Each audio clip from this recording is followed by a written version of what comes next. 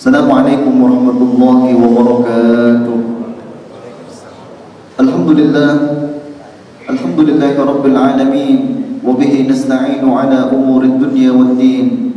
Assalatu wassalamu ala ashrafil anbiya'i wal mursalin, sayyidina wa maulana Muhammadin wa ala alihi wa sahbihi ajma'in, amma ba'd.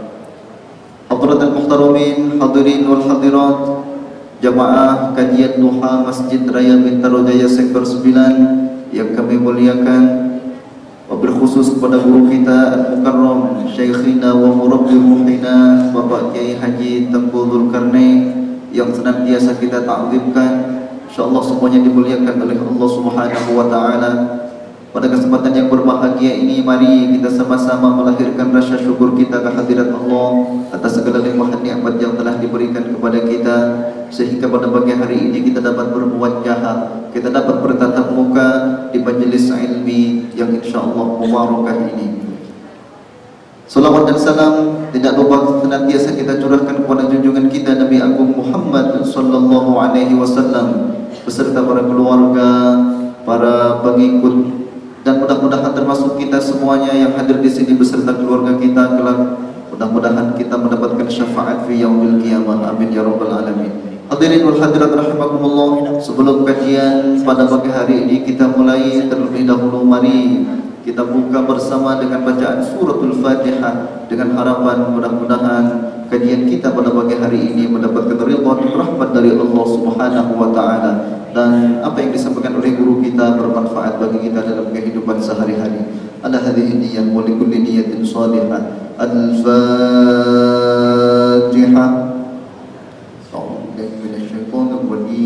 Bismillahirrahmanirrahim. Alhamdulillahi rabbil alamin. Ar-Rahmanir Rahim. Maliki yaumiddin. Iyyaka na'budu wa iyyaka nasta'in. Ihdinas siratal mustaqim. Siratal ladzina an'amta 'alaihim ghairil maghdubi 'alaihim waladdallin.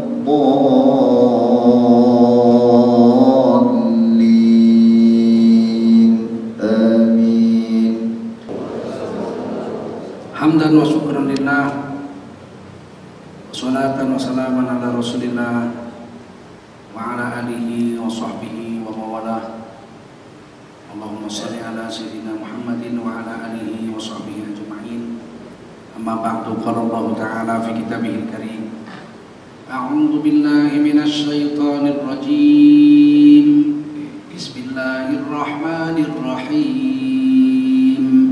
Wa likulli ummatin ja'alna mansakan liyadhkuru ismallahi ala ma razaqahum min bahimatil an'am fa ilahukum ilahun wahidun falahu aslimu wa basyiril mukhbitin. Dan atas tiap-tiap umat telah kami syariatkan ibadah korban atas mereka, supaya mereka menyebut nama Allah terhadap hewan-hewan ternak yang telah kami rezekikan kepada mereka. Maka Tuhanmu Allah adalah Tuhan yang esa, dan hanya kepadanya lah kamu berserah diri. Dan berilah kabar gembira kepada orang-orang yang tunduk patuh mau mengerjakan korban itu. Al-Quran surah Al-Hajj ayat 34. Qala Rasulullah sallallahu alaihi wasallam, man kharaja min baitihi fi talabil ilmi fa huwa fi sabilillah hatta yarji. Indah Rasulullah sabda, siapa keluar dari rumahnya untuk mendapatkan ilmu, orang itu adalah orang yang berjihad fi sabilillah sampai dia kembali ke rumah. Mudah-mudahan kita semua mendapatkan pahala jihad dari Allah Subhanahu wa taala. Amin.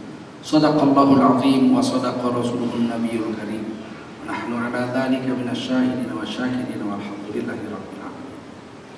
Bapak Ibu sekalian, jamaah salat duha dan pengajian duha Masjid Bintaro Sektor 9 yang dimuliakan Allah Subhanahu wa taala.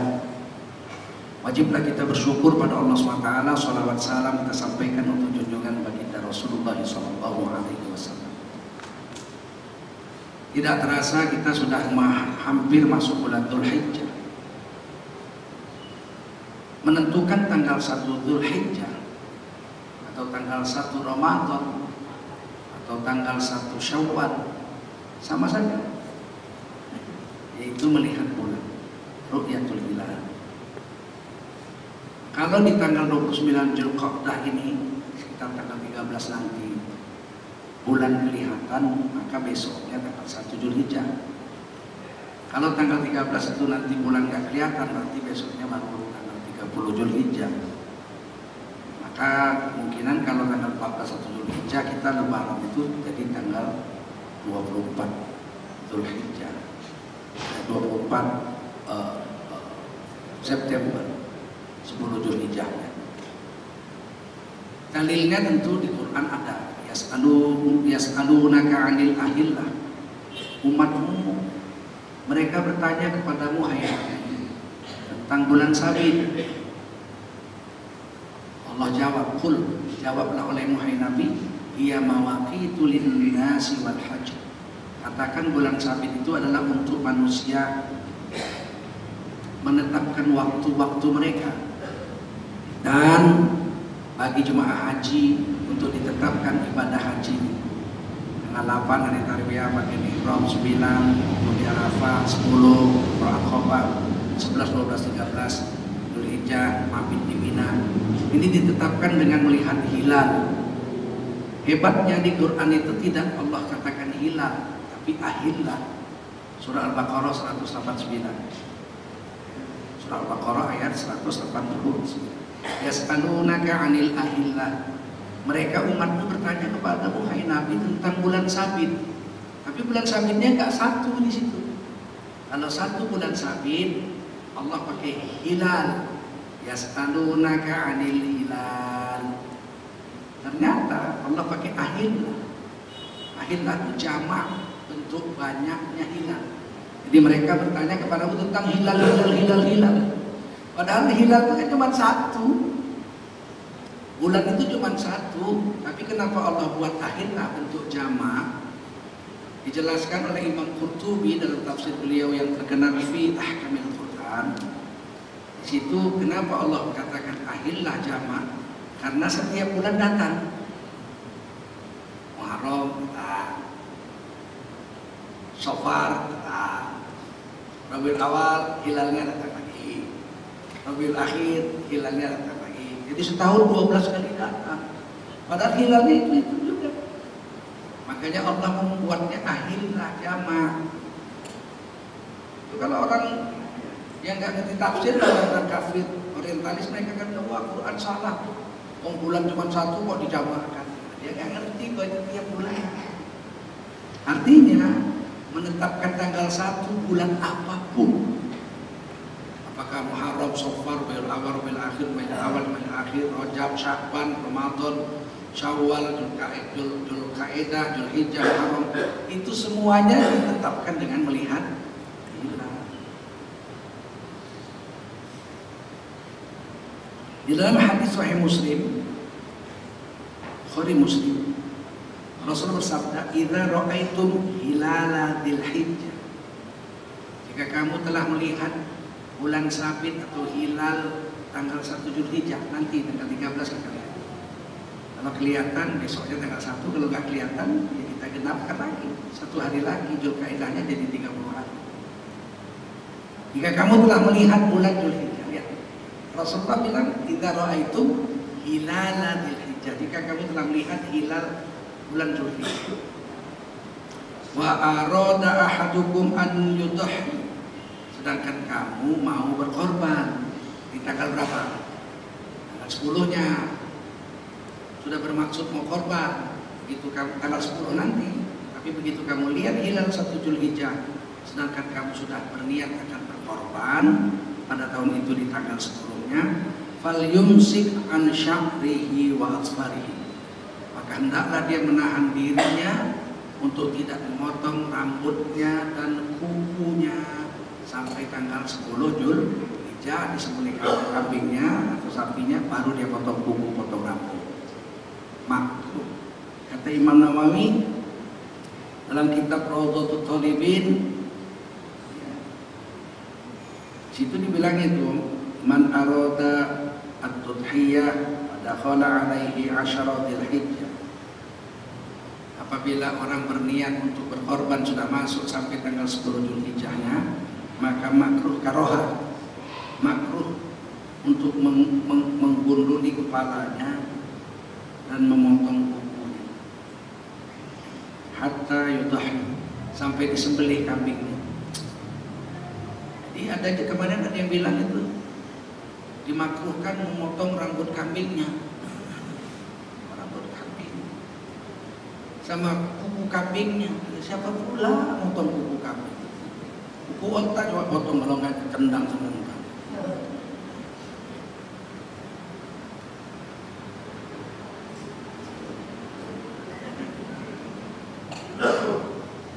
Baik,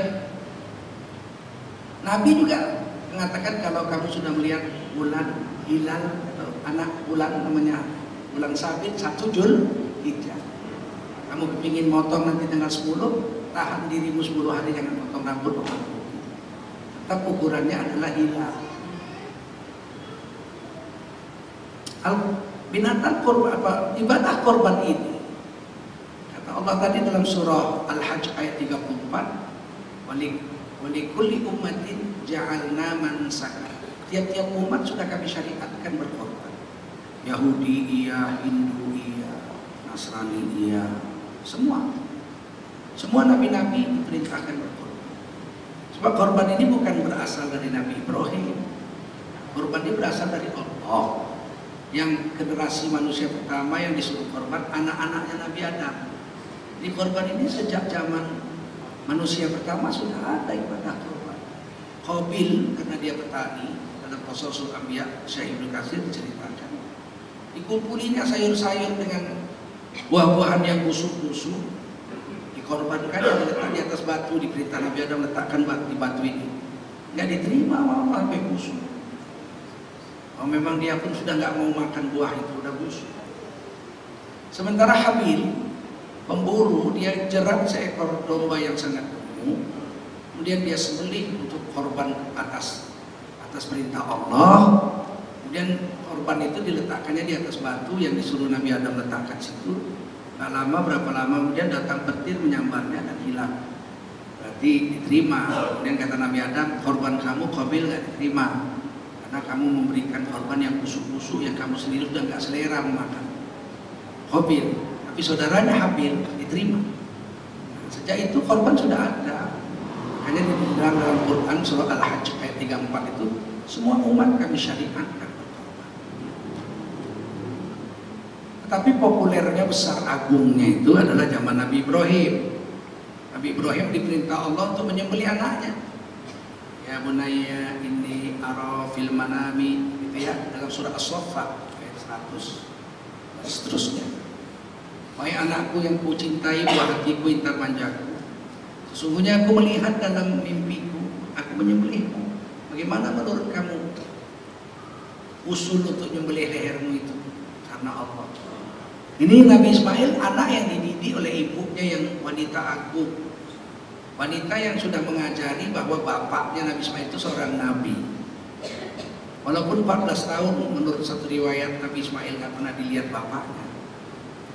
Sejak lahir sudah diletakkan di Mekah, nggak ada orang, nggak ada rumput, nggak ada kayu, nggak ada air, nggak ada rumah. Di dalam Quran dituliskan, aku meletakkan sebagian ini askantu, aku sesungguhnya meninggalkan sebagian dari keturunanku di lembah yang nggak ada orang, nggak ada rumput, nggak ada air, nggak ada manusia, nggak ada pohon, di dekat rumah Allah. Ka'bah waktu itu sudah ada, tapi bukan rumah, masih pondasi saja yang bangun para malaikat. Nanti dindingnya yang bangun Nabi Ibrahim. Walaupun dibilang dekat rumah Allah, di Baitikal Muharram, dekat indah Baitikal Muharram, dekat rumahmu yang haram, yang agung, tapi itu baru pondasi saja. Di dindingnya Nabi Ibrahim yang buat Nabi Ismail. Nabi Ismail tahu bahwa bapaknya ini Nabi. Apa kata Nabi? Jawab, ya abad, wahai bapakku yang kuagungkan, yang kuhormati, yang mencintai. If'an matullah, kerjakanlah apa yang diperintahkan Allah kepada bapak. Nah, dia tahu bahwa mimpi seorang nabi itu 100% wahyu. Namanya ru'yatus shadiqah. Setiap nabi mimpi, nabi apapun, tak ada pandang bulu, nabi apapun, 124.000 nabi dan rasul yang ada di dunia ini. Jika mereka bermimpi, mimpinya itu 100% wahyu. Ru'yatus shadiqah. Nabi Ismail tahu diajari ibu. Maka Nabi Ismail alaihi salam mengatakan, kerjakan aja apa yang diperintahkan Allah kepadamu. If'al ma tu'mar. Apa yang diperintah Allah kepadamu, kerjakan. Satajiduni insyaallahu minas sabirin. Nanti Bapak akan lihat bahwa anakmu ini bukan sembarangan anak. Anakmu ini adalah anak yang sabar, yang rela disembelih lehernya demi Allah. Luar biasa. Kemudian Nabi Ibrahim singkat ceritanya membalikkan anaknya. Air mata Nabi Ibrahim bercucuran menimpa pipi Nabi Ismail. Kata Nabi Ismail, Pak, tutup aja lah mata Bapak. Air mata Bapak jatuh-jatuh ke pipi saya sedih. Tutup mata, pakai kain. Nabi Ismail buka baju, Pak, ini baju saya titip untuk ibu. Saya buka supaya jangan kena darah saya. Nanti ibu kalau ingat saya lihat baju saya. Tapi kalau berdarah-darah kan dia nanti sedih. Buka baju, tutup matanya juga, pakai kain. Pegang leher, tarik, udah pisau itu. Memang terasa kena uratnya, putus, muncrat darahnya itu terasa.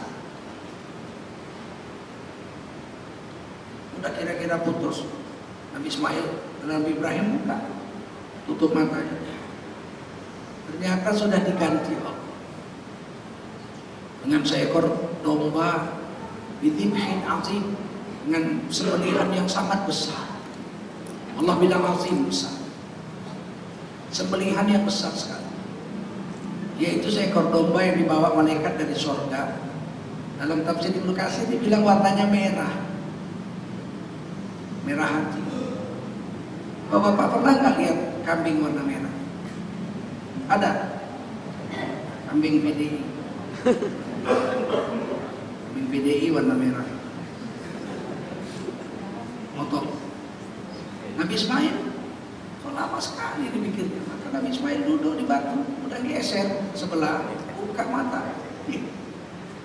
Lihat yang disembelih seekor domba yang sangat besar sekali.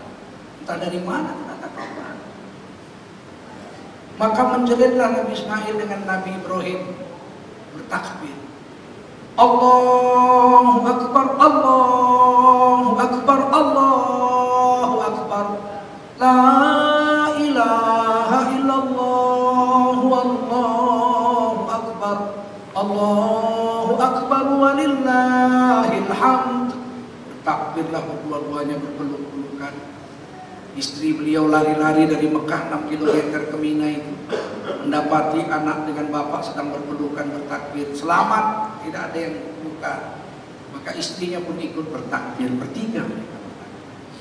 Sampai sekarang disyariatkan oleh Nabi Muhammad SAW bahwa kita di hari Idul Adha itu 10 Zulhijjah itu bertakbir sampai tanggal 14, 11, 12, 13, 11, 12, 13 hari tasyrik.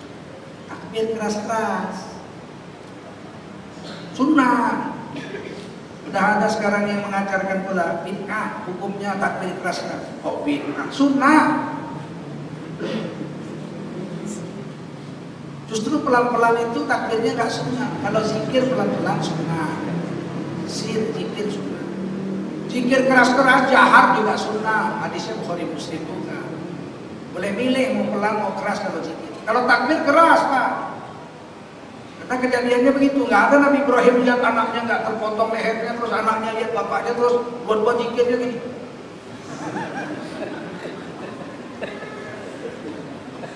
Takbirnya itu keras-keras. Sahabat Nabi diriwayatkan dalam banyak hadis bertakbir ke pasar-pasar. Abu Hurairah takbir ke pasar-pasar. Orang dari rumah menuju ke lapangan tempat sholat takbir keras-keras. Semuanya takbir. Perempuan pun takbir dari Ummi Atiyah radhiyallahu anha menceritakan takbir. Takbir ini keras suaranya, itu juga talbiyah. Labbaik Allahumma labbaik, keras-keras juga sunnah. Nah, sejak itu orang-orang Quraisy berkorban tiap tahun. Tapi ratusan tahun korbannya melenceng karena tidak terjaga, nggak ada lagi Nabi. Mereka korbannya di bulan Rajab, namanya Ar-Rajabiyah. Cara menyembelihnya, daging itu darahnya ditampung di ember, kemudian darahnya disiramkan ke kepala patung Isaf. Patung Isaf itu letaknya antara sumur Zamzam dengan pintu Ka'bah, di tengah-tengah antara pintu Ka'bah dengan sumur Zamzam ada patung namanya Isaf. Disiramkanlah darah korban orang-orang Quraisy ke atas kepala patung Isaf. Dagingnya dibuang ke gunung-gunung untuk makanan Tuhan, dibiarkan busuk, nggak boleh diambil. Ini korbannya orang jahiliyah, tapi berlangsung terus sampai zaman Rasul. Rasulullah tidak pernah ikut berkorban cara jahiliyah, tidak. Tapi sahabat-sahabat yang belum Islam waktu itu tentu berkorban dengan cara seperti itu. Sampailah turun surat Inna A'tainakal Kautsar. Kisahnya sebabun urutnya waktu itu, sebab ayat ini turun, asbabun nuzul. Waktu itu anak Nabi laki-laki satu-satunya wafat, namanya Al-Qasim. Sehingga Nabi digelar Abul Qasim, bapaknya Qasim. Qasim wafat. Sebagaimana tradisi orang Arab, kalau anak laki-laki mati, putus keturunan, dianggap gak punya anak lagi. Karena anak perempuan akan memakai marga bapaknya, bukan marga si perempuan lagi. Maka Abu Lahab saking bencinya sama Nabi, dia mengatakan Muhammad abtar. Nabi Muhammad telah putus keturunan. Abtar. Allah jawab. Allah yang jawab. Bismillahirrahmanirrahim. Ini salah satu wahyu yang sangat berat diterima Nabi waktu turun. Sampai Nabi banjir keringat. Batu tempat Nabi sujud lengkung. Nabi baca Bismillahirrahmanirrahim. Inna a'tainakal kautsar. Washalli li rabbika wanhar. Inna syani'aka huwal abtar. Telah turun satu ayat yang sangat berat bagiku menerimanya. Nabi baca Bismillahirrahmanirrahim. Pakai Bismillah. Hadisnya Bukhari Muslim. Pakai Bismillah. Ini penting karena saya pernah dengar satu orang imam sholat nggak pakai Bismillah, baca Inna a'tainakal kautsar, nggak pakai Bismillah. Saya tanya kenapa nggak pakai Bismillah? Sedangkan Al-Fatihah aja saya nggak pakai Bismillah, apalagi cuma Inna a'tainakal. Hadisnya pakai Bismillah. Anda kan mau ikut hadis? Iya, hadisnya Bukhari Muslim pakai Bismillah. Kok Anda hilangkan? Saya ingatkan aja ini. Inna a'tainakal itu pakai Bismillah. Sesungguhnya kami Allah telah memberimu nikmat yang besar, sangat banyak. Hai Nabi Muhammad, fasholli li rabbik, maka tegakkan sholat untuk menyembah Tuhanmu. Wanhar, dan sembelihlah hewan korban. Inna syani'aka huwal abtar. Orang yang benci kepadamu itu yaitu Abu Lahab, dialah yang akan putus keturunan. Nabi Muhammad dengan Abu Lahab itu antara paman. Abu Lahab itu pamannya Nabi, abang bapak kandungnya Nabi. Abu Lahab itu sama Nabi sangat sayang dan cinta. Sehingga ketika Nabi lahir, Abu Lahab diberitahu oleh budaknya Suwaibah, lari-lari di Suwaibah. Suwaibah ini yang menyusukan Sayyidina Hamzah, paman Nabi. Lari-lari ke kampung Abu Lahab, kira-kira 15 menit dari Mekah menuju Tanim. Di tengah-tengah itu ada satu desa namanya Desa Abu Lahab. Maka Suwaibah mengatakan, ya tuanku, anak saudaramu Abdullah sudah lahir, tampan sekali, diberi nama Muhammad oleh Datuk Anda Abdul Muthalib. Wah, senang Abu Lahab bilang, waduh kamu ini bertuah, kasih kabar gembira, saya gembira sekali. maka kamu saya merdekakan. Mulai hari ini kamu tidak budak lagi, merdeka gratis, nggak usah bayar. Terus saya upah kamu, silakan kamu susukan keponakan saya. Maka Suwaibah radhiyallahu anha menyusukan Nabi. Beliau juga menyusukan Sayyidina Hamzah. Nabi dengan Hamzah radhiyallahu anhu sebaya.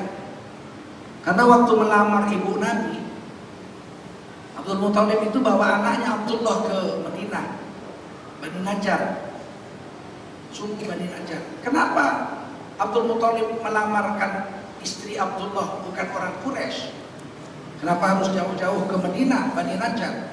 Karena Abdul Muthalib ibunya orang Bani Najjar. Hashim, buyutnya Nabi, tidak nikah di Mekah. Orang Mekah tahunya Hashim tidak beristri. Ketika Hashim sakit keras, adik kandung Hashim nanya Muthalib namanya. Muthalib bilang, "Bang, tak lagi abang nampaknya mati nih. Ya, kalau aku mati kau gantinya kepala suku, urus jemaah haji, kasih minum." Abang gak punya anak? Ada. Aku sebetulnya diam-diam kawin di Madinah dengan seorang wanita terhormat di sana. Punya anak, namanya Syaibah, laki-laki. Kalau aku mati, tolonglah kau datang ke sana. Ini orang kaya raya, wanita terhormat dan berwibawa. Kau bujuklah dia supaya anakku boleh bawa pulang sini di Mekah. Maka meninggallah, wafatlah Hashim. Muthalib jadi kepala suku yang dicintai oleh orang-orang Mekah, pemurah dan sangat wibawa. Maka Muthalib tak punya anak, dia nggak punya anak. Maka dia pergi ke Madinah, jumpa dengan ibunya Syaibah, istri Hashim. "Wahai kakak, aku ini adiknya Hashim, namaku Muthalib. Aku mendengar sebelum mati dia cerita bahwa dia kawin dengan kakak punya anak." "Oh iya, ada anak saya ini, Syaibah. Izinkan saya bawa pulang ke Mekah, saya akan pelihara bagus-bagus untuk jadi pengganti saya kalau saya mati, karena saya nggak punya anak. Jadi kepala suku Quraisy, Bani Hashim." "Oh boleh, kalau begitu boleh bawalah anak ini, masih kecil tapi sudah bisa naik onta." Gendong naik onta gitu, dipeluk gitu, gonceng. Sayang sekali Muthalib pada anak abangnya ini. Begitu dia pulang sampai Mekah, orang Mekah pada mengeluh-elukan, "Muthalib pulang." Saking sayangnya orang dengan Muthalib itu. Muthalib pulang. Dia ada anak kecil, ganteng sekali. Mereka bilang, Abdul Muthalib. Hambanya Muthalib kirain Muthalib beli anak, beli budak. Maka Muthalib bilang, ini bukan hamba saya, ini anaknya Hashim, Syaibah ini." Udah terlanjur lah orang Mekah memanggilnya Abdul Muthalib. Jadilah Abdul Muthalib. Abdul Muthalib itu melamarkan istri Abdullah, yaitu Aminah, dari Madinah, suku Bani Najjar, suku ibu. Begitu ketemu dengan Aminah, di samping Aminah ada perempuan, masalah saya namanya Hana. "Kamu udah kawin? Belum. Mau sama saya?" Nah, perempuan itu mau dinikahi sekalian oleh Abdul Muthalib. Umur Abdul Muthalib waktu itu katanya 80 tahun, masih manjur juga. Bawa tuh istri, Abdullah umur 25, bawa tuh istri. Dan Abdullah anak yang nomor 10. Abdullah itu anak Abdul Muthalib nomor 10. Yang paling besar namanya Harith. Bawalah. Nah, sama-sama bawa istri, sama-sama lahir, seumur. Saking bahagianya Abu Lahab dimerdekakanlah Suwaibah. Suwaibah menyusulkan Rasulullah dan menyusulkan Hamzah radhiyallahu. Gak berapa lama kemudian datanglah Halimatus Sa'diyah mengambil Nabi ke pegunungan Bani Sa'ad dan dipelihara di sana sampai umur 6 tahun. Jadi ibu susu Nabi itu 2, Suwaibah dengan Halimatus Sa'diyah. Saking cintanya Abu Lahab dengan Nabi, Nabi pun cinta dengan Abu Lahab. Mereka berbesana. 2 anak Nabi, Ruqayyah dengan Ummi Kulsum, dikawinkan Nabi kepada Utbah dan Utaibah bin Abu Lahab. Utbah kawin dengan Ruqayyah, adiknya Utaibah kawin dengan Ummi Kulsum. Sampai turun surat Tabbat yada Abi Lahab wa tab. Maka Ummi Jamil, istri Abu Lahab, meminta supaya anak Nabi ini diceraikan. Akhirnya jadi jandalah Ruqayyah dengan Ummi Kulsum diceraikan anak Abu Lahab di usia 14 dan 16 tahun. Tapi alhamdulillah di Madinah nanti Ruqayyah dinikahkan Nabi dengan Sayyidina Utsman. Setahun kemudian kurang lebih wafat. Sayyidina Utsman dikawinkan Nabi dengan adiknya Ruqayyah yaitu Ummi Kulsum. Sempat punya anak laki-laki sekitar umur 6 tahun, dipatuk ayam matanya, infeksi dan wafat. Orang Syiah mengatakan Ruqayyah dengan Ummi Kulsum itu anak angkat Nabi, anak pungut, karena bencinya dengan Sayyidina Utsman. Kalau anak pungut mana mungkin Nabi menikahkannya? Tentulah bapak kandungnya yang menikahkan. Kenapa Nabi menikahkannya? Karena anaknya. Baik. Nah ketika datang Inna A'tainakal Kautsar, karena Nabi dibilang akan putus keturunan karena anak Nabi Abul Qasim laki-laki satu-satunya wafat. Justru Allah katakan inna syani'aka huwal abtar, Abu Lahab lah yang akan putus keturunan. Kemudian anak Abu Lahab ini diterkam singa dalam perjalanan dagang ke Syam. Satu dibunuh, makan singa. Berapa lama kemudian satu lagi dagang dimakan singa juga. Mati habis turunannya Abu Lahab. Sejak ayat ini turun, korban sudah diperintah, tapi Nabi tidak berkorban di Mekah. Karena Nabi SAW bil Madinah yudahi. Dalam hadis Tirmidzi, Nabi mulai korban itu setelah sampai Madinah. Tahun pertama di Madinah Nabi sudah korban, sudah Idul Adha sampai tahun 9. Tetap di Madinah korban dan Idul Adha, dan tidak ada orang wukuf di padang Arafah selama 9 tahun. Tahun ke-10 Nabi dan para sahabat naik haji. Nabi berkorban juga, tapi di Mina, bukan di Madinah, dengan seekor onta. Pada saat itu ada orang wukuf kali pertama di Arafah. Orang-orang jahiliyah tidak mau wukuf di Arafah, mereka wukufnya di Musdalifah, di tanah haram. Sedangkan Nabi mengatakan siapa wukuf di tanah haram tidak sah. Wukuf harus keluar dari tanah haram. Jadi kalau bapak-bapak masuk masjid Namiro, kalau wukuf di dalam masjid, hati-hati. Sebab Namiro itu sebagiannya, sepertiganya itu masuk ke Musdalifah. Kalau bapak duduk di daerah Musdalifahnya dalam masjid Namiro, tidak sah tawaf wukuf. Harus di daerah yang ada tulisannya Arafah. Nah, Arafah tanah halal. Ini sebagai bukti, dalil bahwasanya Idul Adha itu nggak ada hubungan dengan wukuf. 9 tahun Nabi Idul Adha nggak ada orang wukuf kok di Arafah. Kan Nabi cuma sekali naik haji. 83 hari pulang haji wada, Nabi wafat. Oleh karena itu jangan terpengaruh besok lihat wah orang udah wukuf di Arafah, besok otomatis Lebaran. Siapa bilang? Orang belum tanggal 10 kok. Idul Adha itu tanggal 10. Ini bukan hari raya haji. Ini Idul Adha, bukan Idul Haji. Seandainya terjadi perang di Saudi, tidak ada orang naik haji, wukuf nggak ada, karena orang naik haji nggak ada. Idul Adha tetap ada, Pak. Nggak diumumkan saudara-saudara berhubung tahun ini nggak ada orang wukuf, maka Lebaran Idul Adha dibatalkan. Nggak bakal terjadi. Nggak ada hubungannya. Justru orang yang berhaji tidak sholat Idul Adha. Orang yang berhaji tanggal 10 melontar Jamrah, tidak sholat Idul Adha. Yang sholat Idul Adha kita yang tidak berhaji. Ini supaya tahu aja ini. Banyak ini rancung macam-macam aneh-aneh. Apalagi kalender Qamariyah itu lihat bulan. Bulan itu terbitnya di barat. Kalau Saudi udah lihat bulan, kita 20 jam besoknya baru lihat bulan yang sama. Kalau matahari duluan kita 4 jam. Sekarang sudah jam 7 pagi. Itu di Mekah itu masih jam 2 malam. Kita udah lihat matahari, orang Mekah belum, mandi junub pun belum. Tapi kalau bulan, mereka sudah lihat. Bisa jadi kita memang belum lihat. Waktu tenggelam di matahari di Indonesia, kita belum lihat bulan. Tapi 5 jam kemudian ketika matahari tenggelam di Saudi, bulan bulan sudah 2,5 derajat. Mereka lihat bulan, mereka besoknya Lebaran, 1 Syawal, besoknya 1 Zulhijjah. Lah kita 20 jam besoknya baru lihat bulan yang sama. Kata Nabi, kalau kau nggak lihat bulan, fa in humma alaikum fastigmat bisanasi. Kau genapkan bulan itu menjadi 30 hari. Dan kalau kita ikut Mekah, tentu kita harus di belakang Mekah. Kita itu harus ikut Mekah. Kalau ikut Mekah ya di belakangnya dong. Kalau ikut di depannya itu ikut apa enggak? Kami ikut Mekah Pak, Lebarannya.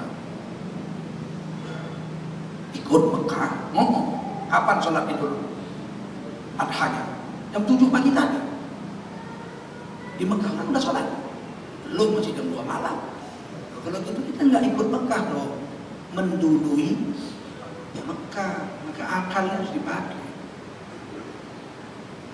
Tapi kalau udah main pokoknya saya minta ampun. Pokoknya, kalau itu wassalamualaikum. Mana bisa menang kita kalau udah main pokoknya. Baik, udhiyah sunnah. Udhiyah ini sunnah, perbuatan Nabi, perkataan Nabi, dan perbuatan sahabat. Yang disembelih itu adalah minan na'am, hewan ternak berkaki 4, menyusui, bertulang punggung. Ya, ada vertebrata, tulang punggung, menyusui, berkaki 4, dan hewan ternak. Jadi 4. Na'am, Al-An'am, surah Al-An'am. Gajah boleh nggak? Kan mantap potong gajah. Besar. Nggak boleh, dia bukan hewan ternak. Macan boleh nggak? Selain dia bukan hewan ternak, dia bertaring, hukumnya haram. Babi hewan ternak. Boleh nggak? Nggak boleh, karena dia najis. Kalau gitu yang boleh apa? Onta, kerbau, sapi, kambing biri-biri, domba. Rusa pun nggak boleh, karena rusa bukan hewan ternak. Paham? Rasulullah pernah satu keluarga potong 1 domba. Memang begitu hukumnya. Jika satu orang daripada ahli keluarga itu sudah berkorban dengan 1 ekor domba, mencukupilah bagi keluarga itu korban untuk tahun itu. Jadi misalnya satu keluarga 9 orang, bapak, ibu, anaknya 7. Satu orang sudah korban atas nama keluarga itu satu kambing, cukup. Sudah gugur itu syariat korban.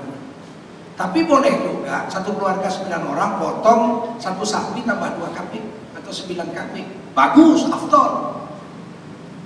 Ini tidak salah juga korban 1 kambing saja satu keluarga, sebab Rasul pernah buat di dalam hadis Muslim. Sahih Muslim, Rasulullah menidurkan seekor domba, kemudian Nabi memotong dengan tangan Nabi yang agung seraya Nabi berdoa. Bismillahirrahmanirrahim. Allahumma taqabbal min Muhammadin wa ali Muhammad. Ya Allah, terimalah korban Nabi Muhammad dan keluarganya. Itu anak Nabi 4, Zainab, Ruqayyah, Ummu Kulsum, Fatimah. Istri Nabi 2, Saudah dengan Aisyah, yang dikorbankan 1 kambing. Kemudian Nabi menyembelih 1 kambing lagi. Sahih Muslim juga, Nabi berdoa Bismillahirrahmanirrahim, Allahu Akbar, Allahumma taqabbal min ummati Muhammadin sallallahu alaihi wasallam. Ya Allah, terimalah korban dari umatnya Nabi Muhammad. Jadi Nabi Muhammad korban untuk umatnya juga 1 kambing, untuk seluruh umatnya.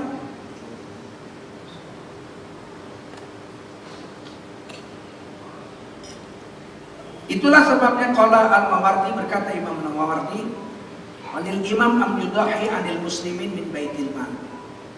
Ketua RW kalau yang paling kecil, presiden kalau yang paling besar, disunatkan mengeluarkan kas negara untuk membeli seekor kambing, berkorban atas nama seluruh orang Islam satu wilayahnya. Karena Nabi potong kambing untuk seluruh umat, untuk keluarganya 1, untuk umatnya 1. Masjid ini begitu nih. Ini RW berapa nih? Gak tahu. Sektor 9. Seandainya RW 2 lah, taruh RW 2. Gak tahu, ada yang tahu RW berapa ya? Masya Allah. Saya tahu saya RW 14. Seandainya lah RW ini sebut RW 2. Tahun ini karena krisis nggak ada yang korban, maka pengurus masjid sunat mengeluarkan kas masjid di 1 ekor kambing, potong. Ya Allah, terimalah korban seluruh orang miskin satu RW kami ini. Sunat. Oleh karena itulah disebut at-tudhiyah sunnah alal kifayah. Korban ini adalah sunnah keroyokan, kifayah. Boleh sih 1 orang 1 kambing, 7 orang 1 sapi. Walau satu keluarga kayak Pak Harto. Almarhum Pak Harto itu kalau korban kan sapi yang paling gede 1 ton, dipelihara khusus, ditapos. Itu untuk satu keluarga Pak Harto 7 orang. Kami dulu satu keluarga kalau berita nasional jam 7 nonton itu. Satu keluarga duduk semua mau lihat sapi Pak Harto. Jadi kenangan manis bagi kami. Pagi tadi Presiden Soeharto usai melaksanakan sholat Idul Adha menyerahkan hewan korbannya kepada Imam Besar Masjid Istiqlal Jakarta. Ternyata 1 ton. Mantap. Disusul oleh Wakil Presiden Soekarno, lebih kecil sedikit. Gak boleh sama besarnya, gak boleh. Adab orang Jawa itu. Disusul oleh Menko Kesra Surono, lebih kecil lagi. Gubernur Cokro Prangrono, lebih kecil lagi. Sapi Aceh. Terakhir Lurah Menteng. Jangan ketawa ya, itu hukum itu. Orang dulu itu kalau pejabat kalau mau bertindak nanya ulama dulu. Gak sembarangan buat, gak kayak sekarang. Ini Ahok melarang korban jangan dipotong depan masjid, potonglah di rumah sakit, motong hewan. Orang Jakarta ini 12 juta Pak, 10 juta paling sedikit. Kalau dari 10 juta ini yang korban 1 juta aja, 1 juta kambing dipotong di rumah potong, antrinya sebulan Pak. Ini akal dipakai nih akal. Ahok nggak usah ngatur-ngatur agama. Ahok urus DKI saja, jangan ngatur-ngatur agama. Urusan agama serahkan kami para ulama.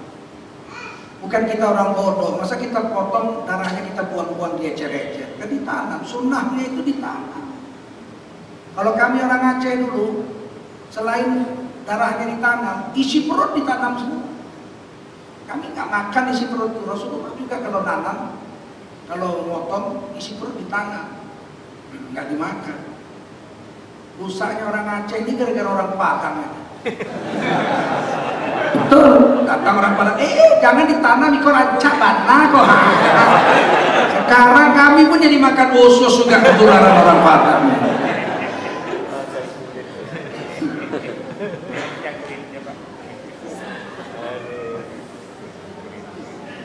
Jadi korban ini sunat keroyokan.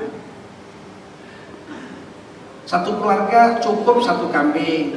Tapi afdol, bagus sekali kalau 1 keluarga misalnya 5 orang 5 kambing. Tidak dilarang. Atau 5 orang tapi potong 3 sapi. Boleh 5 sapi. Lebih dalam Islam boleh kalau ibadah sunat.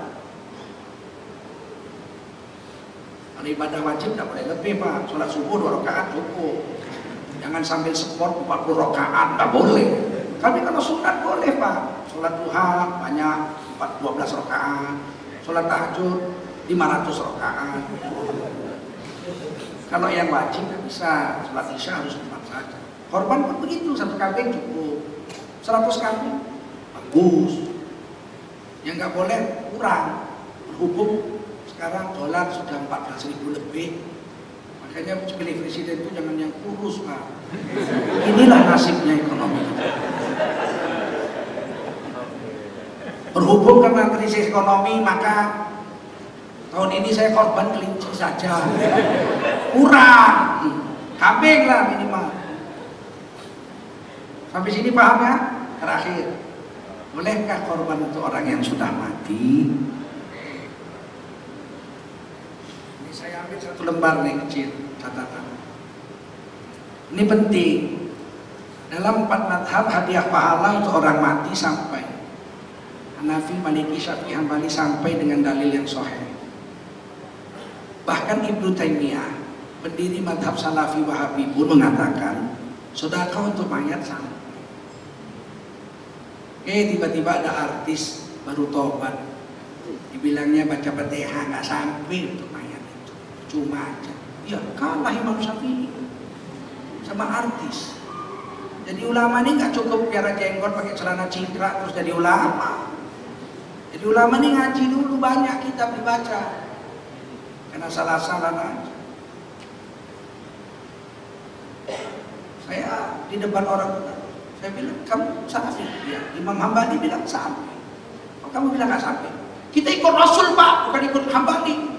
Innalillahi. Emang Imam Hambali ikut majalah Tempo? Imam Hambali itu 1 juta hadis beliau hafal. Beradablah sedikit sama ulama.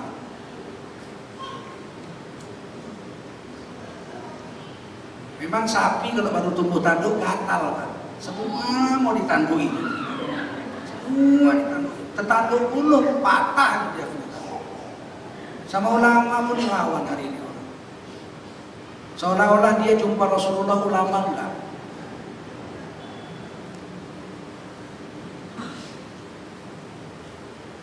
Korban ini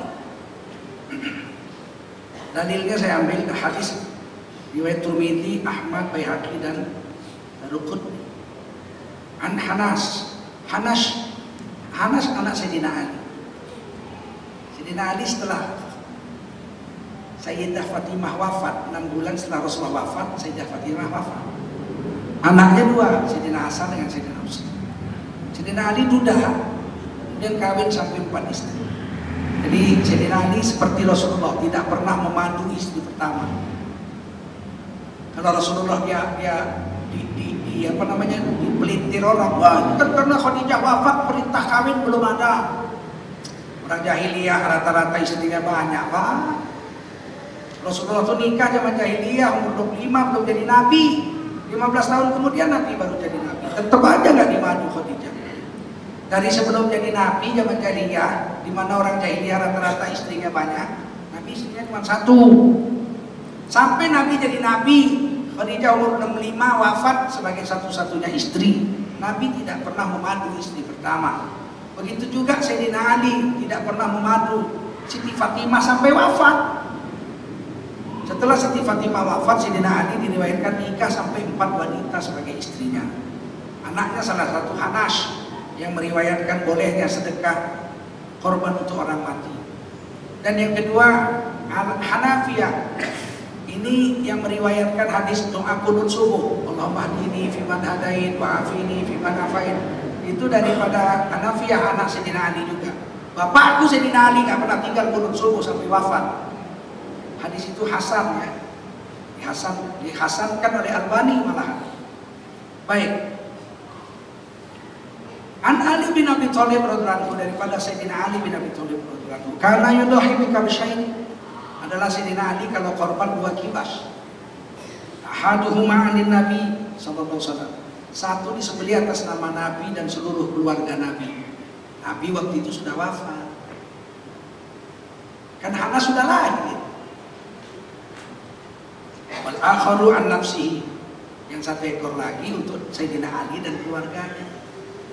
Wa yuqalu lahu, ditanya, ya Sayyidina Ali, Rasul kan sudah wafat. Kok korban untuk Nabi sih? Korban kok atas nama Nabi? Maqala Sayyidina Ali radhiyallahu anhu, bersabda Sayyidina Ali, amaroni bihi, yakni Nabi sallallahu alaihi wasallam, fala atahu abadan. Dulu waktu Nabi masih hidup, aku pernah diberikan Nabi korban untuk atas nama Nabi. Maka aku tidak akan pernah meninggalkan perintah Nabi untuk berkorban atas nama Nabi sampai aku mati. Waqala Abu Isa, berkata Imam Tirmidzi, gelarnya Abu Isa, rakhasa ba'da ahlul ilmi an yudahi anil mayyit. Diringankan hukumnya, boleh hukumnya. Seseorang itu berkorban di atas namakan orang yang sudah mati. Waqala Imam Rafi'i rahimahullah ta'ala, berkata Imam Rafi'i, ini imam besar mazhab Syafi'i setelah Imam Nawawi. kitabnya Al-Muharrar, lumayan tebal, 70 cm. Fayambaghi an yaqra'alahu wa in yusi wa in lam yusi. Boleh ya, tidak mengapa, masih disyariatkan berkorban atas nama orang yang sudah mati, walaupun tidak diperintah, tidak diwasiatkan. Annaha darbun minas shadaqah, karena sesungguhnya korban atas nama orang yang sudah mati itu termasuk dalam wilayah sedekah. Sedekah untuk orang mati, untuk orang hidup sama-sama sama. Bedanya begini, kalau korban itu diwasiatkan, maka menjadilah dia korban wajib karena menunaikan wasiat hukumnya wajib. Kalau bapak saya sebelum wafat dikumpuli saya, sini Tengku Zulkarnain. Kamu sudah saya sekolah? Iya Pak. Kamu sudah kerja? Iya Pak. Kamu saya minta jangan lupa korban tiap tahun untuk saya. Maka jadi wajiblah korban itu karena itu wasiat bapak saya. Kalau itu wasiat, saya tidak boleh makan sepotong pun daging korban itu. Semuanya wajib disedekahkan. Tapi kalau tidak diwasiat, alhamdulillah bapak saya nggak pernah wasiat itu. Maka saya korban atas nama saya dan keluarga saya, sunat memakan daging. Fakulu minha wa at'imul ba'isal faqir. Surah Al-Hajj. Makanlah sebagian daging korbanmu itu perintah Allah, sunat, berpahala. Sebagian sisa lagi bagi sama orang-orang fakir. Itu bedanya sedekah wajib, korban wajib dengan korban sunat. Paham? Hadisnya Imam Rafi'i mengumpulkan hadis, dikemukakan hadis qalat Aisyah radhiyallahu anha, telah berkata Siti Aisyah istri Nabi tercinta, Wadhaha Rasulullah sallallahu alaihi wasallam min nisa'ihi bil baqar, rawahul Bukhari wa Muslim. Pernah Rasulullah berkorban atas nama seluruh istri-istrinya dengan seekor sapi, hadis Bukhari Muslim. Maklum bahwa istri Nabi itu ada satu yang sudah wafat di Mekah, yaitu Siti Khadijah. Itu ikut di dalam korban itu. Waktu Nabi naik haji, Nabi bawa 9 istri. Nabi sembelih 1 ekor onta di Mina untuk istri-istri beliau. Masuk satu yang di Mekah yang sudah wafat, Siti Khadijah. Sebab istri walaupun sudah mati tetap istri, tidak putus. Sampai di surga tetap dia istri kita. Apa boleh buat tak? Nggak tukar itu, biar PC tahan kan lah. Tapi nggak ada orang PC di surga. Kalau orang PC masuk surga, rusak surga. Perempuan PC masuk surga, hidungnya jadi mancung, yang hitam jadi merah jambu, yang tua nenek-nenek jadi gadis lagi, perawan 17 tahun, perawan selama-lamanya, itu surga. Walahum fiha azwajum mutahharah. Mereka di dalam surga dapat istri yang cantik jelita, bersih lagi, nggak buang air besar, nggak buang air kecil, nggak pernah ngences. Pernah ngences. Hum fiha khalidun, mereka kekal selama-lamanya di dalam surga. Istri kita di dunia ini, yang hidup maupun yang mati, tetap jadi istri kita di akhirat. Misalnya istri pertama mati, kita kawin lagi. Mati lagi, kawin lagi, mati lagi, kawin lagi. Rajin matilah istrinya. 24 istrinya semua. Dia mati masih ada 4 lagi sisa, 28. Dia masuk surga, 28 itu jadi istrinya. Quran bilang, hadis juga. Hum wa azwajuhum fi dhilalin 'alal araiki muttaqiun, lahum fiha fakihatun wa lahum ma yad'un. Mereka dengan istri mereka akan bersama-sama dalam surga yang indah. Minta apa saja di sana diberi oleh Allah. Allah sambut mereka dengan ucapan salam. Salamun qaulan mir rabbir. Gak putus itu istri dunia. Jadi kalau saya korban, istri saya misalnya sudah wafat pun, dia tetap dapat. Sebab saya lafaznya Allahumma taqabbal min Zulkarnain wa alihi atau wa ahli baiti. Dapat semua itu. Anak saya, istri saya, dapat semua. Paham? Makanya Siti Aisyah mengatakan begitu dalam hadis Bukhari Muslim. Terakhir, Saya kutipkan fatwa daripada saudara-saudara kita madhab Salafi dan Wahabi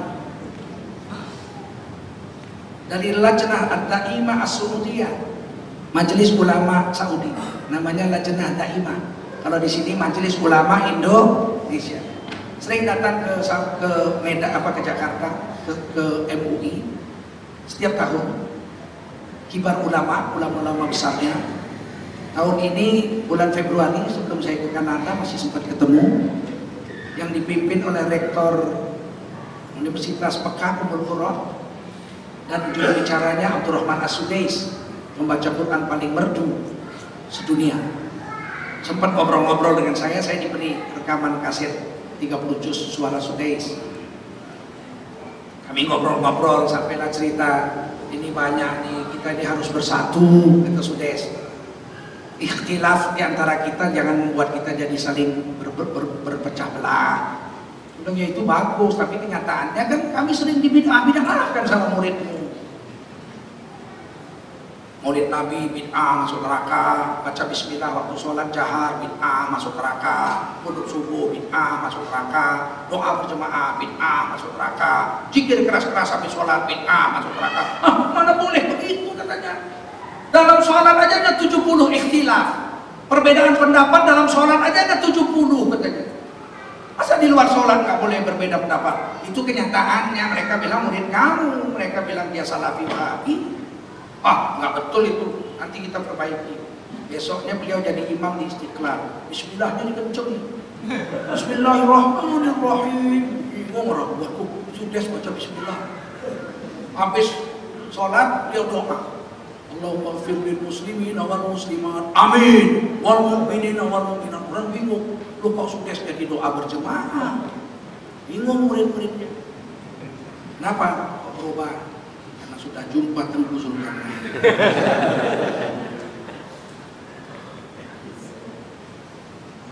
Dalam fatwa Lajnah Ad-Daimah nomor 21.367, ini yang saya kutip. Disyariatkan berkorban atas nama orang yang sudah mati, baik diwasiatkan ataupun tidak diwasiatkan. Putusan Lajnah Daimah nomor 21.367. Said Akil Siraj, waktu saya di Papua sempat saya lihat di TV masalah BPJS, dia bilang memang MUI itu rajin sekali berfatwa. Pernah fatwanya itu sampai 11 poin. Padahal di Timur Tengah itu udah ada paling-paling 1 tahun 1. Yang benar Said Akil. Ini udah nomor 21.367. Baru bab korban nih, belum bab KB. Belum lagi bab BPJS ntar kalau ada di sana. Jangan bilang MUI itu baru 300-an fatwa dari tahun 75 sampai sekarang. Ini Lajnah Daimah nomor 21.367 baru bab korban sama orang mati. Jangan menghina MUI dengan data yang keliru, nanti umat tertipu. Betul nggak? Ini zaman modern, mudah diselusuri orang dalilnya. Yang kedua, Syekh Utsaimin rahimahullah ta'ala. Ini ulama besar Saudi, Salafi, Wahabi juga. Dalam kitab Syarhul Mumti', Jilid 7 halaman 282, beliau berkata, sedekah atas orang yang sudah mati disokong oleh hadis-hadis yang sahih. Perlu nih biar artis itu tahu, kalau ngaku Salafi jangan berani membantah Syekh Utsaimin, walam nanti ente. Yang terakhir, waqala Imam Nawawi rahimahullah ta'ala, ini imam besar dalam mazhab Syafi'i. Kitab fikih beliau namanya Majmu' Syarhul Muhadzab, 27 jilid. Kalau yang di rumah saya 1,24 meter panjangnya. Satu lemari dijejer nggak cukup. Beliau adik besar, wafat dalam usia 45 tahun, nggak sempat kawin. Tulis saja. Mati lampu, penanya jadi lampu. Keramat Imam Nawawi. Beliau bersabda dalam kitabnya Majmu' Syarhul Muhadzab jilid 15 halaman 522. telah sepakat para ulama bahwa sedekah untuk orang yang sudah mati dan doa untuk orang yang sudah mati sampai secara ijma kesepakatan seluruh ulama. Saya pikir ini aja, mudah-mudahan kita korban tahun ini jangan sampai nggak korban, dan usahakan korban itu juga kalau ada uang kita kasihlah bapak ibu. Jangan sampai kita nggak korban, malu sama Allah. Orang sekarang ini alasan banyak saja. Korban pak, ya.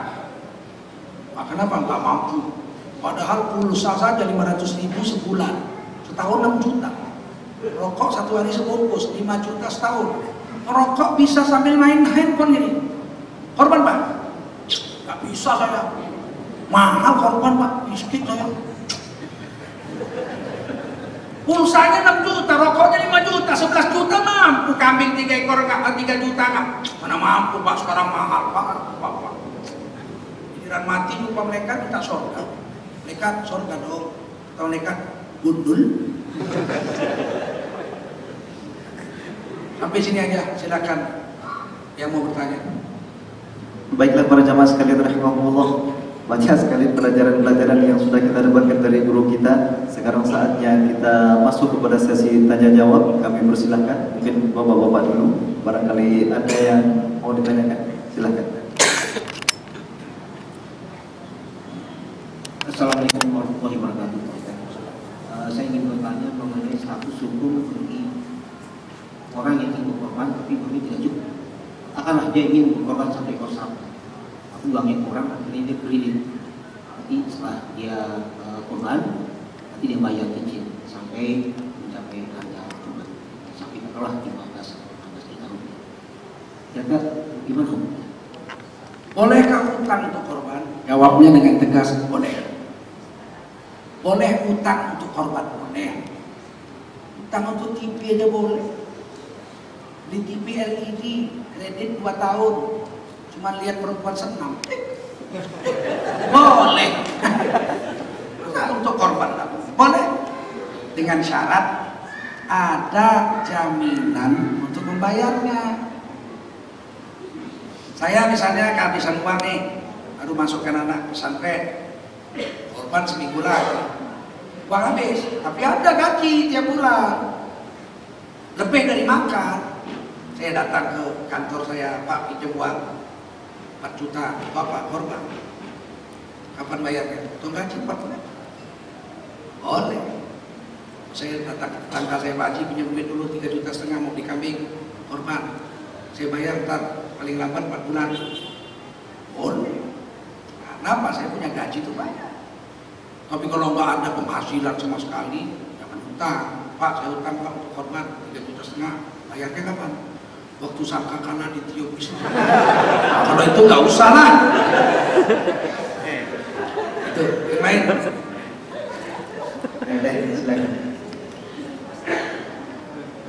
Pak, 2 minggu yang lalu saya pernah, Assalamualaikum warahmatullahi Waalaikumsalam.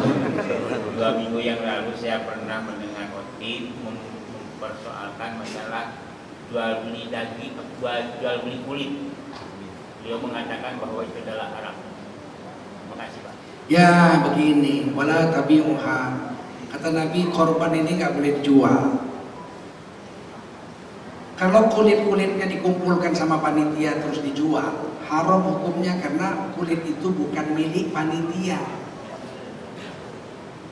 Saya menjual bukan miliknya. Mana boleh kita menjual bukan milik saya. Sepeda motor orang saya pinjam, saya jual. Haram. Sebab kulit bukan panitia. Sedangkan yang punya korban nggak boleh jual. Saya nih korban nih, saya potong sendiri di rumah saya. Daging-dagingnya semua saya bagikan, kulitnya saya jual, nggak boleh. Menjual hewan korban oleh si pemilik korban aja nggak boleh, dilarang Nabi. Apalagi panitia. Apalagi panitia yang memang bukan miliknya, nggak boleh dijual. Terus kulitnya diapakan Pak? Diberikan kepada siapa yang mau memanfaatkannya. Zaman Nabi itu ada yang ngambil untuk beduk, kalau sekarang ya. Ada yang ngambil untuk, kalau zaman Nabi untuk sepatu, diambil untuk timba, diambil untuk selimut, diambil untuk alas tidur, diambil untuk sepatu. Siapa yang mau ambil, ambil. Malah tapi jangan jual. Upah untuk adjazat, untuk pemotong, Upah pun tidak boleh diambil dari daging. Upah itu harus diambil dari duit si pengorban. Bapak korban, ya di masjid ini korban tahun ini 2,7 juta Pak. Oke, saya bayar. Upah potongnya Pak 100.000. Bapak harus bayar juga. Jangan diambil dari dagingnya. Tidak boleh mengambil upah dari daging korban. Kulitnya pun tidak boleh dijual. Kasih saja sampai. Datang orang dari Garut. Saya pengusaha jaket Pak, mau beli kulit, nggak usah beli. Ambil aja semua, 20 biji ambil semua. Enak banget ya, biar aja dia kan orang Islam sih. Kan dibawanya ke Garut kan dia menampung tenaga kerja. Orang yang menyamah kulit 20 itu tenaga kerja digaji sama dia. Dijadikan jaket, dijual dia dapat 100 juta. Bayar zakat dia, sedekah dia. Begitu memang Islam itu. Kok kita jadi cemburu pula panitia? Oh, enak kali dikasih sama kamu, kamu enakan, lebih bagus saya begitu. Kasih aja siapa yang mau. Tidak boleh dijual. Pernah di tempat saya 20 ekor sapi, kulitnya diambil sama orang dari Garut. Jual tidak, kata panitia ini. Kalau bapak ambil saja.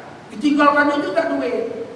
Kami nggak menjual Pak, kami juga nggak beli, cuma saya tinggalkan aja duit di sini. 2 juta lebih, 3 juta oleh panitia dibelikan kambing.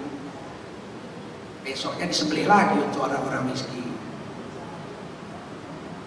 Sembelih lagi. Gak boleh Pak, lumayan nih kambing, kulitnya nih, jual dapat 3 juta beli kambing. Kambing guling panitia, barang panitia. Enak sekali panitia. Hati-hati kita dengan korban ini. Betul, khatib itu. Karena kan kenyataannya suka dijual. Ya memang di mana-mana dijual. Terus nanti malam penutupan pembubaran panitia bikin kambing guling, dia makan nasi goreng sambil ambil keyboard pula. Anu cicaro. Ini kan orang-orang jahil kan tentu kita nggak boleh ikuti. Kita harus ikut aturan agama kita.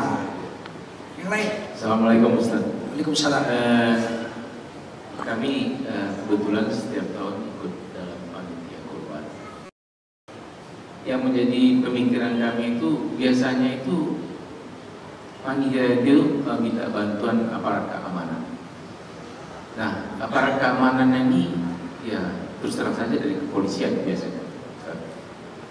Itu seolah-olah merasa ada jatah.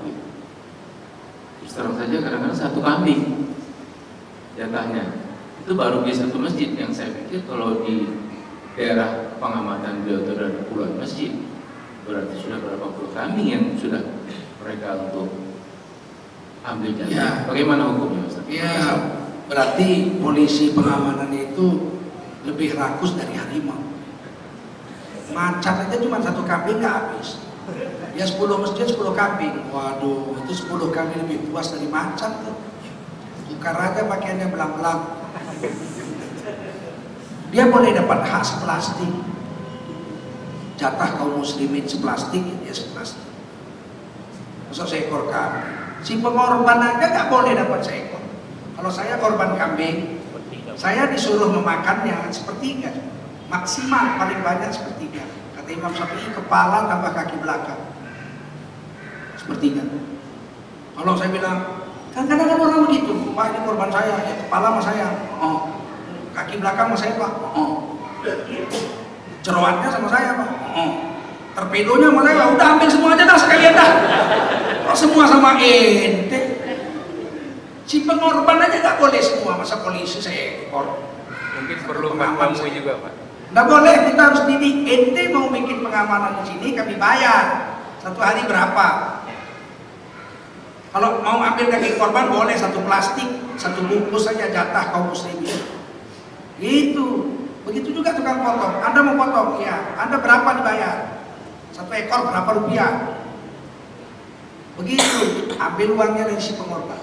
Perlu fatwa MUI mungkin Pak. Itu fatwa Imam Syafi'i. Dalam agama hadis Bukhari juga begitu. Jangan dijual. Jangan diambil upahnya itu dari daging korban, itu hadis Rasulullah. Imam Syafi'i itu Pak kalau berfatwa pasti pakai hadis Pak. Karena nggak mungkin pakai majalah Tempo. Belum lahir majalah Tempo waktu Imam Syafi'i berfatwa.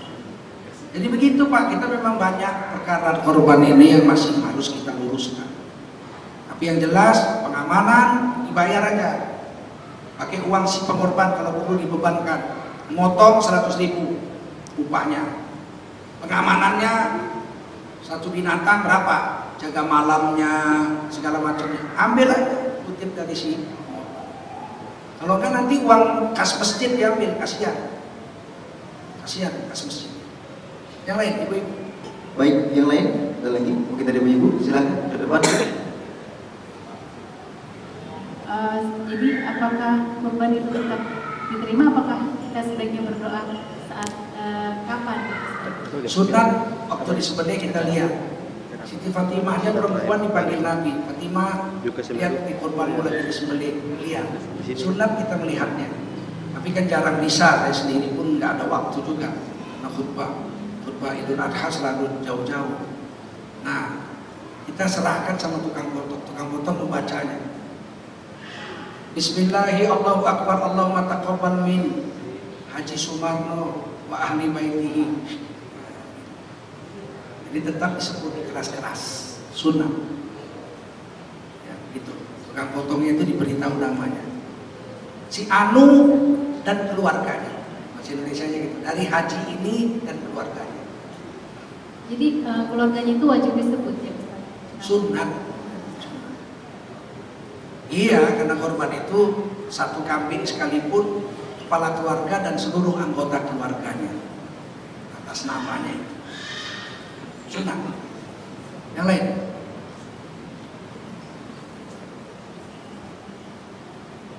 Yang lain, ibu ada yang mau tanya? Tidak ada Pak Kiai. Kalau Bapak mungkin ada yang mau tanya lagi? Oh silakan. Ada dua lagi perempuan. Silakan. Saya menanya mengenai puasa. Puasa di Idul Adha itu sebagusnya hari apa? Puasa di bulan Idul Adha. Puasa Idul Adha itu mulai dari tanggal 1 Zulhijjah, tanggal 14 besok. Mulai dari tanggal 1, 2, 3, 4, 5, 6, 7, 8, 9 tambah hari Idul Adha tanggal 10 tetap puasa dulu. Sunat puasa tanggal 10, tapi sampai khutbah saja. Selesai sholat Idul Adha pulang makan. Jadi kalau Idul Adha itu sunat kita pergi dari rumah belum makan, puasa. Pulang sholat, Nabi tidak makan tuh Idul Adha. Sholat jadi khotib tidak makan, tidak minum. Kemudian selesai khutbah Nabi menyembelih hewan korban. Kemudian Nabi bawa sebagian dagingnya sampai di rumah disuruh masak oleh istri Nabi. Nabi buka puasanya tanggal 10 itu dengan hewan korban. Gitu ya. Jadi kita sunat puasa itu dari tanggal 1 Dzulhijjah, 2, 3, 4, 5, 6, 7, 8, 9 dan 10-nya juga puasa sampai pulang sholat Idul Adha. Terima kasih Pak Ustaz. Assalamualaikum warahmatullahi wabarakatuh. Satu lagi terakhir di belakang.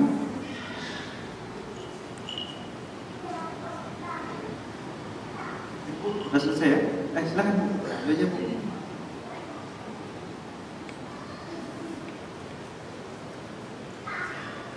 Assalamualaikum warahmatullahi wabarakatuh. Waalaikumsalam. Saya tanyakan masalah restoran yang tidak ada halalnya atau toko roti ya Ustaz. Kalau seperti itu kan banyak juga ibu-ibu yang pakai kerudung yang masih beli atau masih makan gitu Ustaz. Gimana tuh hukumnya? Ya, memang Indonesia ini aneh. Kalau kita lihat orang Islam di Australia itu malah lebih menjaga makan. Orang-orang Islam di Australia itu Islamnya baru, mereka kalau makan cari dulu restoran yang ada halalnya, ini makanan yang ada halalnya baru mereka makan. Kalau di Indonesia nggak ada, sentap aja tuh. Udah tahu di situ ada roti yang sangat populer di airport. Itu ketika di Medan laku sekali, orang Medan bilang ini ada halal MUI-nya enggak? Orang marah. Kalau kata kenapa? Kami kan nggak pernah bilang roti ini halal. Siapa suruh bapak beli? Siapa suruh ibu beli? Arogan sekali. Ibu-ibu bapak, di Indonesia ini justru aneh gitu. Orang berserban, berkerudung, makan sesuatu yang tidak ada halal daripada Majelis Ulama Indonesia. Dia bilang sangka baik aja. Mana bisa zaman sekarang sangka baik. Tahu ibu-ibu bapak-bapak, tiap bulan itu polisi kita menangkap di Pelabuhan Merak itu 13 ton, 12 ton daging celeng tiap bulan ketangkep. Ini jangan gila. Itu yang ketangkep, Pak. Itu yang ketangkep, yang lolos. Jangan main-main. Saya terus terang aja kalau beli sapi di pasar tradisional, yang digantung itu kan ada yang gede itu, kan gak mungkin celeng sebesar itu kan. Gede, pahanya gede kan. Saya bilang ini dipotongi untuk saya. Oh ini yang dibawa, nggak mau, saya yang dibawa nggak mau. Siapa jamin itu yang kecil-kecil di bawah itu campur celeng, siapa yang jamin? Ini yang besar ini saya lihat ini pasti sapi ini. Potong sak, bungkus, bawa pulang. Kita sangat-sangat berhati-hati sebab makan ini. Kalau haram, doa kita nggak makbul, hati kita keras, ibadah males, tumbuh jadi daging, wajib dibakar di neraka. Mana kita nggak hati-hati dengan makan. Jadi betul-betul kita kalau tidak ada halal MUI jangan. Sehingga nanti pengusaha-pengusaha itu mau tidak mau akan mewajibkan dirinya untuk punya sertifikat halal. MUI nggak bisa disuap, Pak. Ada satu bumbu masak dulu ketahuan haram, dicabut sertifikatnya, disuruh cabut dari peredaran. Mereka mencoba menyuap MUI 1,7 miliar. Nggak mau kami menerimanya. Kalau mau kan lumayan itu untuk kawin lagi. Nggak mau, MUI nggak mau, disuap nggak mau. Kami di Majelis Ulama Indonesia, alhamdulillah nggak digaji, Pak. 1 rupiah pun kami nggak digaji. 1 rupiah nggak digaji. Australia, himpunan halal-halal yang kita latih, yang kita kasih sertifikat, mengantarkan uang $20.000, 200 juta itu. Ditolak oleh Lukman Hakim, Insinyur Doktor, Ketua LPPOM Majelis Ulama Indonesia. Ditolak itu, nggak mau. Untuk apa itu? Nanti nyumbang-nyumbang dibilang nyogok, nggak diterima. Dan seluruh pelaksanaan halal di MUI itu uangnya ditransfer ke bank, nggak boleh diterima cash supaya bisa diaudit. Dan tidak mahal biayanya, asal urus langsung. Buka internetnya, cek langsung. Oke, pos langsung. Nanti datang pemeriksanya 2 orang. Itu 1 hari cuma dibayar 500.000. 2 hari paling banyak. Sudah diambil sampelnya, dibawa ke Bogor, kita punya laboratorium sendiri. Kalau sudah keluar sertifikat halal kan aman. Kalau sudah sertifikat halal selama 2 tahun, LPPOM berhak mengambil sampel di seluruh pasaran untuk memeriksa diam-diam. Itu maka dulu satu bumbu masak itu ketangkep. Karena setelah halal kita periksa ternyata waktu krisis diganti katalisatornya dengan babi. Ketahuan. Oleh karena itu, kalau orang Islam tidak mau masuk ke restoran-restoran yang tidak ada sertifikasi halal dari MUI, pasti mereka akan mengurus halal. Jadi kita yang orang Islam yang harus mendesak mereka dengan sikap. Sayang hari ini kita nggak diingetin aja marah. Bu, kok makan sini belum halal? Halal. Yang halal aja susah dapat, apalagi yang halal. Jadi udah repot agama kan. Percayalah hati kita keras. Kalau kita makan makanan. Demikian saja ya. Satu lagi, Pak. Terakhir. Satu lagi, Pak. Assalamualaikum warahmatullahi wabarakatuh. Waalaikumsalam. Kalau seruan hewan kurban ini diminta oleh seseorang karena mau dimanfaatkan, panitia boleh nolak nggak? Kalau dia minta kasih aja. Kasih aja. Yang kedua, kalau kulit hewan ini kita bagikan kepada orang-orang yang mungkin ikut nyaca, ikut nguliti dan sebagainya, kemudian dia jual, panitia dosa.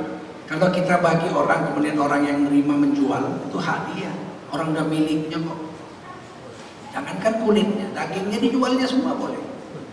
Pulang bapaknya dapat, nih Bu, dapat 1 plastik dari masjid. Terus kata istrinya, oh iya Pak, ya masalah yang enak. Istrinya pergi sebentar, balik lagi masak ikan asin. Kok daging korban jadi ikan asin, dijual di beras. Boleh. Orang udah milik. Terima kasih, Pak. Terakhir.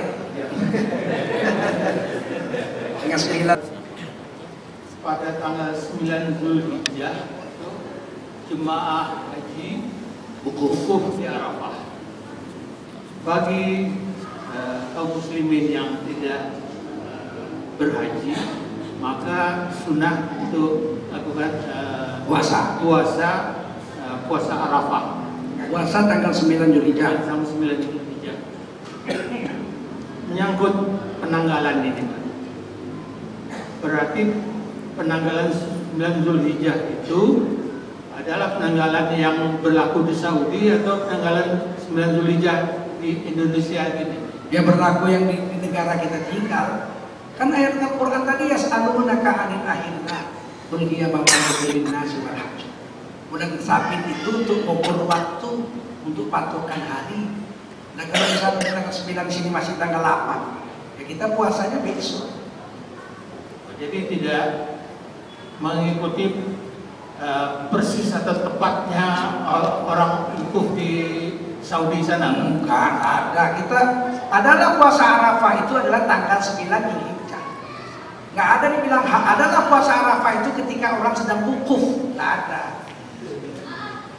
Puasa Arafah dilakukan pada tanggal 9 Zulhijjah. Idul Adha dilakukan tanggal 10 Zulhijjah. Karena dibilang ketika orang sedang jamroh di sana Aqabah, maka di sini harus lebaran. Enggak ada juga. Pokoknya tanggal 10 di sini, tanggal 9 di sini. Jadi ikut penanggalan setempat. Iya. Syekh Utsaimin ditanya oleh murid-muridnya, kami kerja di Pakistan.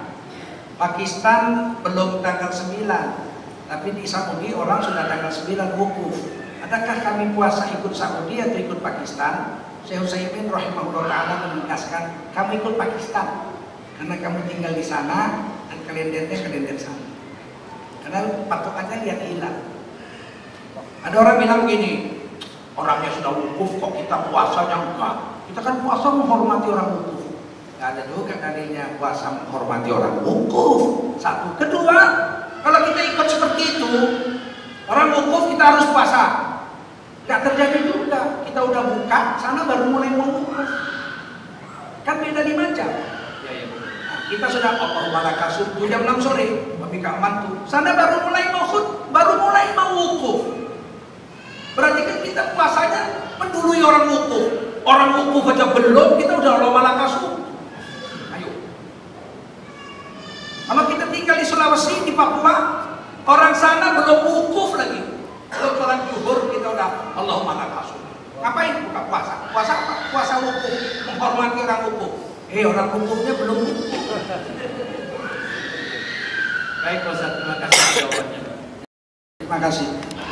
Jadi kalender, patokannya kalender. Tanggal berapa hilal itu dilihat. Semoga ada manfaat. Selamat berkorban, jangan sampai nggak berkorban. Subhanallah bihamdihi, subhanakallahumma wa bihamdika, asyhadu an la ilaha illa anta, astaghfiruka wa atubu ilaik. Subhana rabbika rabbil izzati amma yasifun, wa salamun alal mursalin, walhamdulillahi rabbil alamin. Wassalamualaikum warahmatullahi wabarakatuh. Waalaikumsalam warahmatullahi wabarakatuh. Hadirin wal hadirat rahimakumullah, demikianlah kajian kita pada pagi hari ini. Mudah-mudahan apa yang disampaikan oleh guru kita bermanfaat bagi kita dalam kehidupan sehari-hari. Terima kasih. Mohon maaf atas segala kesalahan. Assalamualaikum warahmatullahi wabarakatuh.